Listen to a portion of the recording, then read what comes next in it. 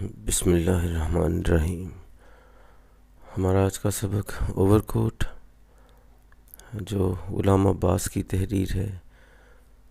حسب ترتیب ہم پہلے خلاصہ، پھر سبق کا ایک مجموعی جائزہ، اس کے اہم نکات کی نشاندہی، اور پھر ایک اقتباس کی تشریح۔ سب سے پہلے خلاصہ جو ہے وہ اہم ترین سوال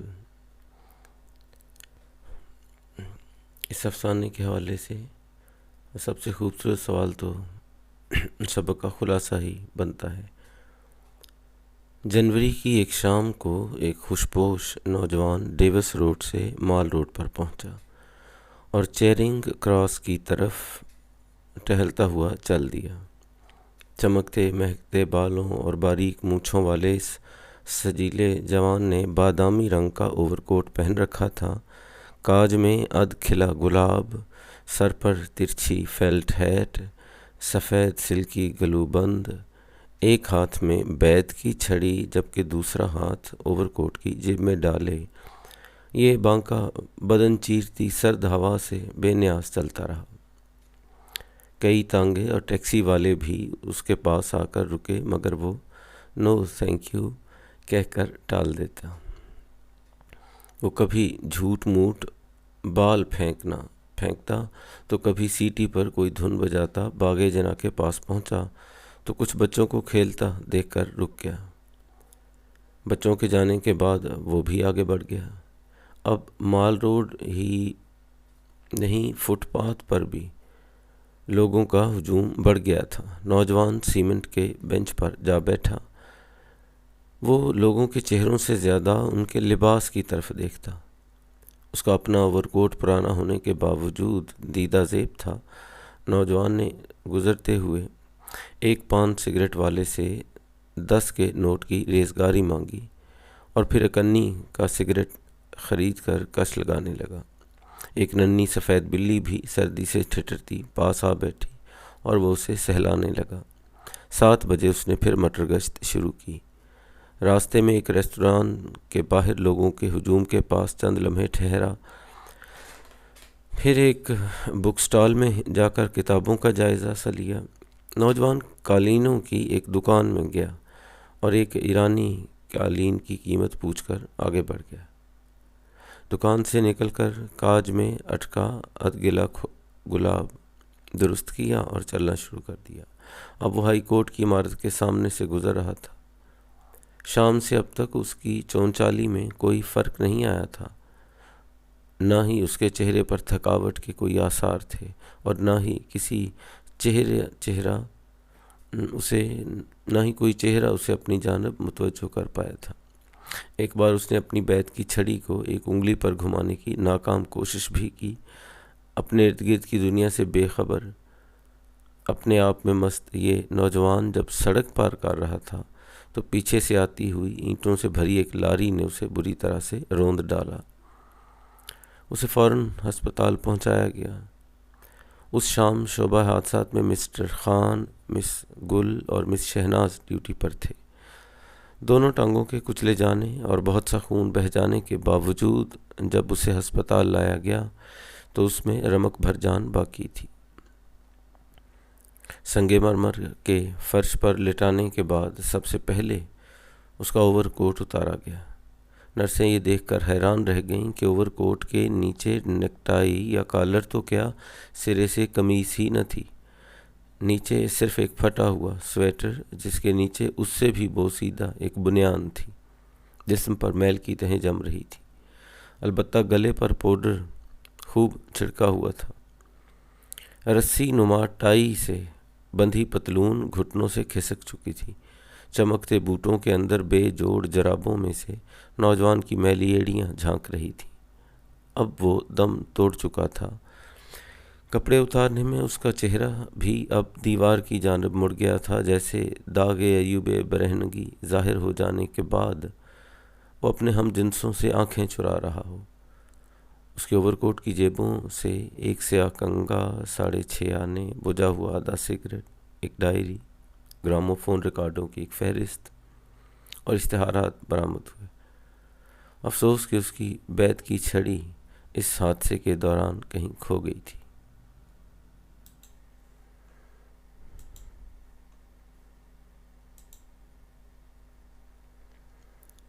اس کے بعد یہ ہمارا درسی کتاب کا سبق ہے۔ ابتدائی پیراگراف تشریح میں اگر بالفرض پسند تو کوئی بات بھی ہو سکتی ہے کسی کو بھی، تو ممتحن کی بھی پسند ناپسند کا تو مطلب خدا ہی بہتر جانتا ہے۔ یہاں بہرحال پہلے پیراگراف میں چونکہ اس کا سارا وہ وضاحت اس کی بتائی گئی اور اس کو ایک فیشنیبل نوجوان کے طور پہ پیش کیا ہے۔ فیشنیبل سے مراد یہ ہے کہ اس دور میں جو چیزیں رواج میں ہوتی ہیں، لباس ہیں، ہیئر سٹائل بھی ایون اس میں وہ ایسی چیزیں بھی، بالوں کے یہ جو مطلب یہ ہے کہ وہ اس عہد کے جو بھی صورتحال تھی اس پہ پورا اترتا تھا ظاہراً۔ اور پھر آگے جا کے ہم دیکھتے ہیں کہ وہ اوور کوٹ کا جب تذکرہ بڑھتا ہے کہ اکثر لوگوں نے پہنے ہوئے ہیں، تو وہ بھی اور ان میں سے بڑا ایک عمدہ اس نے پہنا ہوا ہے۔ تو ابتدائی طور پہ وہ جو مرکزی کردار ہے نوجوان، وہ مطلب اس کی بے نیازی سی ہر شے سے، بہرحال اپنی ذات میں مگن سا۔ پھر یہ سردی کا تھوڑا سا حوالہ، لیکن یہ پیرے اتنے بڑے نہیں ہیں، اور اس کے بجائے شاید اور ہم آگے چلتے ہیں چونکہ پیراگراف کوئی ابھی اہم اس حوالے سے نہیں۔ یہ چونکہ ساری مٹر گشت کے دوران پتہ چلتا ہے بھی کئی ساری چیزوں میں دلچسپی تو لیتا ہے، لیکن اس کی کیفیت وہی ہے وہ جو مشہور وہ شعر ہے نا، دنیا میں ہوں دنیا کا طلبگار نہیں ہوں،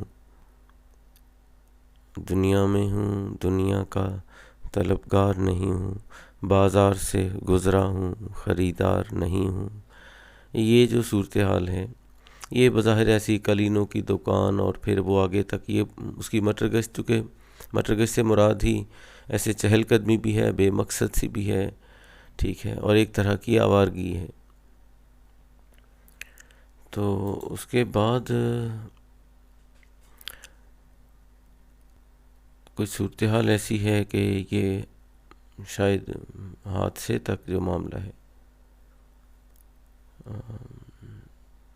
ہاں یہ ایک پیرا نوجوان نے شام سے اب تک اپنی مٹر گشت کے دوران، چونکہ یہ اب وہ ایک موڑ آتا ہے کہ اب وہ سارا خلاصہ اس کی اس ساری مٹر گشت کا، اس کی آوارگی کا، کہ وہ انسانوں سے کسی سے شاید منعطف ہونا، ریفلیکٹ ہونا، تو کسی کی طرف نظر مڑنا، وہ کسی کوئی تو قابل توجہ کسی کا معلوم ہونا، ایسا کچھ نہیں ہوا اس کے ساتھ۔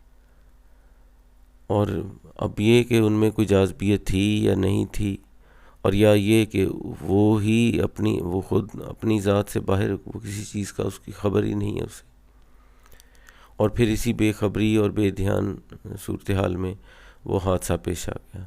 حادثے کے بعد والے بھی جو پیرے ہیں یہاں بھی کوئی چونکہ اصل معاملہ تو اس کے اوور کوٹ کے اترنے کے بعد شروع ہوتا ہے۔ یہاں تھوڑے سے کچھ ایسے جملے ہیں بیچ میں کہ وہ چہروں پہ یہ نقاب چڑھائے ہیں، ان کی آنکھوں سے نیچے کے سارے وہ جسم کو چھپا رکھا ہے، اور وہ بار بار ایک دوسرے سے آنکھیں چار ہونا، ٹھیک ہے، ان کو حیرت ہوتی کہ یہ کیا اس کا، چونکہ اب وہ کپڑے اتارے جا رہے ہیں تو یہ ظاہر ہے اس معاملے میں، اور وہ لباس جیسے ایسے جتنے بوسیدہ قسم کے پھر نکلتے ہیں وہ ہم سارے، اور اس کی یہ میل کی تہیں بھی، مطلب یہ عجیب و غریب قسم کی ایک صورتحال ہے کہ جو کچھ وہ نظر آتا ہے اس کے بالکل برعکس ہے کوئی صورتحال، اور ہو سکتا ہے یہ مبالغہ سا ہو لیکن ہے تو۔ اور اس کے بعد آخری حصہ پہنچ گیا ہے، تو یہ جو شاید لگتا ہے ایسے ہے کہ مصنف کے جو سب سے اہم اس کے لیے جملے ہو سکتے ہیں وہ ان میں سے اسی طرح کا کچھ ہے کہ یہ جو خجل کر دیا تھا، شرمسار کر دیا تھا، اور اپنے ہم جنسوں سے آنکھیں چرا رہا ہے، یہ جو اس کی، اور پھر اس کی جو عام طور پہ جتنی کتابوں میں ہے، جس نے جو بھی جس زاویے سے بھی بات کو سمجھا ٹھیک ہے، تو وہ عام طور پہ ایسا ہی اس میں پھر ہوتا ہے کہ وہ ایک اصلیت چھپانے کی کوشش ہے اور ایسے وہ بھی درست ہے، وہ بھی ظاہر ہے ایک جگہ پہ بات ہے، اور ہم نے اس کا بہرحال تشریح میں ہم اس پہ کچھ بات کریں گے کہ چیزوں کا شاید ایک اور زاویہ بھی ہو سکتا ہے اس کو دیکھنے کا، جو بہت زیادہ مختلف بھی نہیں ہے لیکن بالکل بھی وہی بھی نہیں ہے۔ پیراگراف جو منتخب کیا وہ یہی کہ جب وہ نوجوان بینچ پر بیٹھا، سامنے سے یہ مال روڈ پہ زن و مرد کو غور سے دیکھ رہا، نظر چہروں سے زیادہ ان کے لباس پر پڑتی ہے، اس میں پھر ہر وضع، ہر کماش کے مختلف پیشوں سے جڑے ہوئے لوگ، ٹھیک ہے، مختلف، اور جس کی وہ مثالیں انہوں نے تاجر ہیں، سرکاری افسر، فنکار، طالبات، نرسیں، ہر طرح کے لوگ جیسے لاہور کی، اور یہ چونکہ بارونق ترین مطلب شاہراہ بھی ہیں، بازار کہیں تو بازار بھی کئی اس میں ساتھ جڑے ہیں، تو ظاہر ہے یہ ایک مرکزی جو ہے راستہ ہے اور جگہ ہے کہ جس کے ارد گرد یہ سارے لوگ کسی نہ کسی طرح جڑے ہوتے ہیں اور ادھر آنا جانا ہے ان کا۔ اچھا، زیادہ تر لوگ اوور کوٹ پہنے ہوئے ہیں، پھر اس میں بھی ہر قسم کے ہیں، بیش قیمت بھی ہیں، کراکلی کے جیسے انہوں نے بتایا، اور پھر خاکی پٹی کے پرانے فوجی اوور کوٹ جو نیلام سے، تو بس اب سمجھ میں آ رہا ہے کہ یہاں پیراگراف چننے کی جو وجہ ہے وہ آگے آتی جائے گی، لیکن یہ ہے کہ اس کا یہ لوگوں کو ان کے لباس زیادہ دیکھنا، یہ کیوں ہے آخر، یہ اس کے پیچھے، اس سوچ کے پیچھے وہ کیا سمجھنا کچھ چاہ رہا ہے، یا خود کچھ اس کو کوئی اطمینان ہوتا ہے، اس سے تسکین کیا ہے اس کی، اس چیز میں اس کی دلچسپی انسانوں سے زیادہ، ان کے چہروں سے زیادہ، ان کی نظروں سے زیادہ کسی بھی چیز سے لباس پر کیوں ہے۔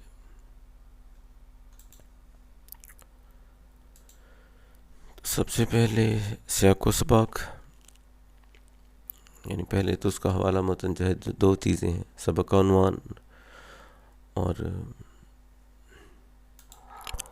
تو حوالہ متن سبق عنوان وہی اوور کوٹ، مصنف کا نام غلام عباس، 2 نمبر اس کے ہو گئے یہاں پہ، 3 نمبر کے یہ پھر سیاق و سباق۔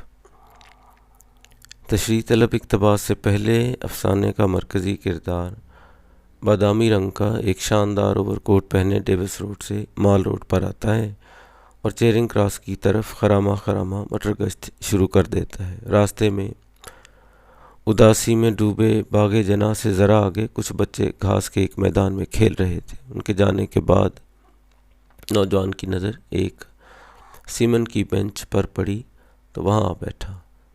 تشریح طلب اقتباس اس مقام سے لیا گیا ہے۔ اقتباس کے بعد نوجوان ایک پان سگریٹ فروش سے ایک سگریٹ خرید کر چند کش لیتا ہے۔ اس دوران میں ایک پور لٹل سول، ایک سفید بلی بھی اس کے پاس آ بیٹھی۔ نوجوان نے دوبارہ مٹر گشت شروع کی، ایک بک سٹال اور ایک قالین کی دکان سے گھوم کر وہ پھر مال روڈ پر تھا۔ ہائی کورٹ کی عمارت کے سامنے سڑک پار کرتے ہوئے اسے ایک جان لیوا حادثہ پیش آتا ہے۔ ہسپتال میں مرنے کے بعد اس کے کپڑے اتارے گئے تو ڈاکٹر اور نرسیں مہر بلب تھے۔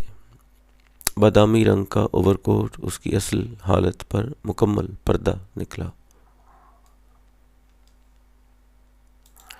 اس کے بعد اب ہم کہ وہ وہاں بیٹھا اور یہ سارا کچھ کیا ہو رہا تھا۔ نقش فریادی ہے کس کی شوخی تحریر کا، کاغذی ہے پیرہن ہر پیکرے تصویر کا۔ غلام عباس کا یہ شہرۂ آفاق افسانہ اپنے اندر آفاقی سچ کا حامل ہے۔ اللہ تعالیٰ نے بنی آدم کو تکریم بخشی ہے۔ بسم اللہ الرحمن الرحیم، لقد کرمنا بنی آدم، یعنی یہ جو الفاظ ہیں بس یہ ایک تکریم، عزت، شرف، بے شک ہم نے اولاد آدم کو عزت بخشی ہے۔ جس انسان کو قدرت نے بہترین صورت میں تخلیق فرمایا ہے اس کے متعلق یہ بھی ارشاد ہوا کہ وہی انسان پھر انتہائی پستیوں تک جا پہنچتا ہے، انسان ہی انسان کی عظمت کے منکر ہو جاتے ہیں۔ ایسی صورتحال میں ہر انسان ایک بہروپ دھارنے پر مجبور ہے۔ سب دکھاوا کرتے ہیں، سب اصلیت چھپاتے ہیں۔ افسانے کا نوجوان اپنے عہد کے ہر انسان کا ترجمان ہے۔ زیر تشریح اقتباس میں شام 7 بجے کے بعد کا وقت ہے۔ یہ ہفتے کی شام ہے اور سخت جاڑے کا زمانہ۔ سر شام سے اب تک یہ نوجوان سردی سے بے نیاز دکھائی دیتا ہے۔ اس کا بادامی رنگ کا اوور کوٹ عمدہ کپڑے کا اور نفاست سے سلا ہوا ہے۔ معلوم ہوتا ہے کہ اس اوور کوٹ کی خوب دیکھ بھال بھی کی جاتی ہے۔ مال روڈ کے کنارے بیٹھے نوجوان کی نظر ہر گزرنے والے پر پڑتی ہے، لیکن عجیب بات یہ ہے کہ نوجوان لوگوں کے چہروں سے زیادہ ان کے لباس کو غور سے دیکھتا ہے۔ سردی کے باعث اکثر لوگ بھی کئی طرح کے کوٹ پہنے ہوئے ہیں۔ ان میں سے بعض نے تو قیمتی کراکلی کے کوٹ پہنے اور بعض کے اوور کوٹ نیلامی میں خریدے ہوئے معلوم ہوتے تھے۔ اس نظارے سے شاید اس نوجوان کو کسی طرح کی تسکین مل رہی تھی۔ شاید سب لوگ اسی جیسے خوش پوش تھے۔ میں ایسے جھمگٹے میں کھو گیا ہوں جہاں میرے سوا کوئی نہیں ہے۔ یہ جو اس کا گم ہو جانا ہے اس میں، اور اپنے لحاظ سے سب کو سمجھنا۔ راہ چلتے لوگوں میں ملے جلے لوگ ہیں، ہر قسم کے پیشہ ور ہیں، ہر قسم کے علمی تعلیمی اہلیت والے لوگ ہیں۔ معلوم ہوتا ہے کہ ہر طرح کے اختلاف کے باوجود ان کی ظاہری حالت میں کوئی نہ کوئی قدر مشترک ضرور ہے، اور اسی قدر مشترک کا نظارہ کرنے میں وہ نوجوان دلچسپی رکھتا ہے۔ ہیں کواکب کچھ نظر آتے ہیں، کچھ دیتے ہیں دھوکہ، یہ بازیگر کھلا۔ وہ پہلا بھی ایک شعر گزر گیا، وہ بھی غالب کا ہی تھا، وہ نقش فریادی والا، یہ بھی غالب۔ نفسیات دان جسے بہروپ یا پرسونا کہتے ہیں، ایک ملمہ، ایک ڈھونگ، ایک دکھاوا ہی تو ہے۔ نوجوان کی ظاہری حالت باقی لوگوں سے مختلف نہیں ہے، سب سفید پوش ہیں، اور یہی اس کردار کا آفاقی پہلو ہے۔ نوجوان کے بہروپ میں اپنے عہد اور حرارت کے انسان کا المیہ ہے۔ وہ ان کے چہروں اور ان کے لباس کی اصلیت سے بھی آشنا ہے۔ یہ غالب کا پھر ایک اور، یہ پری چہرہ لوگ کیسے ہیں، غمزہ و اشوا و ادا کیا ہے۔ سوال تو بہت سے ہیں۔ غلام عباس کے اس افسانے میں ارسطو کے المیہ کے تمام نہیں تو چلو اکثر بیشتر عناصر موجود ہیں۔ ایک خوش پوش نوجوان جسے دیکھتے ہی کوچوان اور ٹیکسی والے متوجہ ہوں، دکاندار اس سے تعاون پر آمادہ نظر آتے ہیں، اور پھر ایک مرگ ناگہانی اور ہے والا معاملہ۔ اوور کوٹ کے نیچے لباس برائے نام اور بوسیدہ ترین حالت میں ہے، اور پھر آخر پہ ایک غالب اور ڈھانپا کفن نے داغے ایوب برہنگی میں، ورنہ ہر لباس میں ننگے وجود تھا۔ مراد ہے کہ انسان تو خود وہ اس وجود حقیقی کا گویا ایک پردہ ہے، خود لباس ہے، ایک اصل اور ہے۔ انسان کی تو اپنی حیثیت لباس جیسی ہے، ننگ کے معنی شرم، وجود، لباس، ڈھانپ، اس کا پردہ۔ باقی جو کچھ انسان نے پہنا ہوا ہے یہ تو اور برہنگی ہے، داغے ایوب برہنگی، ان کو ڈھانپنے کی بات ہے۔ تو چلیں ایک دو دفعہ پڑھنے کے بعد خود بھی آپ اس کو سمجھنے کے بعد سمجھانے کے بھی آپ کو آسان لگے۔ یہاں صرف اس تصویر سے آپ کو یہ جاڑے کی چاندنی یہ یاد رکھنا ہے غلام عباس کا، تاکہ یہ افسانہ جو ہم نے پڑھا ہے وہ اس افسانوی مجموعے میں شامل ہے۔ باقی کچھ نہیں ہے اس کہنے کو کرنے کو اس کا، اور بہرحال اشعار تھوڑے سے عجیب سے لگیں گے، مشکل شاید، لیکن آپ یاد کر لیں تو سمجھیں کہ کام کے ہیں۔ اور باقی کوئی سوال ہوا I'll wait، اللہ تعالیٰ کرم کرے۔ السلام علیکم ورحمۃ اللہ وبرکاتہ۔